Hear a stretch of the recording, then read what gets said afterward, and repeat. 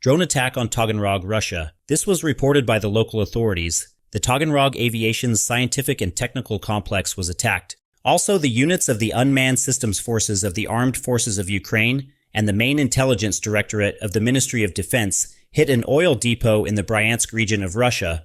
NPP Bryansk is a filling point of the Druzhba oil pipeline, the main function of which is the reception, storage, distribution, and shipment of diesel fuel for tankers and railway transport. It is actively used to supply the occupying army of the Russian Federation. There is a fire going on there now.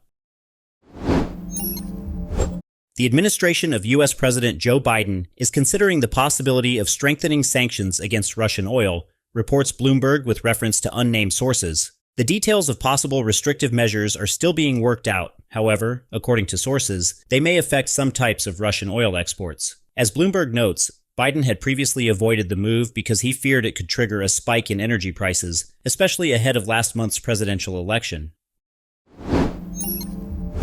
The Syrian rebels of the Hayat Tahrir al-Sham group, which are currently in power in Damascus, received help from Ukraine, writes the Washington Post. The publication's sources said that the rebels received drones and other support from the main Directorate of Intelligence of the Ministry of Defense of Ukraine.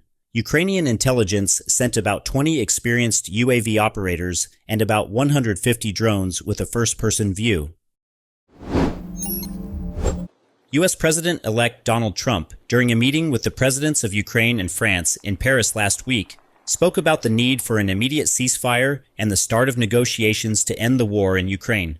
President Zelensky, in turn, insisted on security guarantees for Ukraine. The details of the meeting are provided by the Reuters agency. During the 35-minute meeting, which was also attended by Emmanuel Macron, Trump was friendly, respectful, and open, and seemed willing to listen. He, however, did not reveal his vision of a possible peace. Zelensky, in turn, expressed fears that the intention to end the war in Ukraine as soon as possible will lead to the fact that the conflict will end largely on Moscow's terms.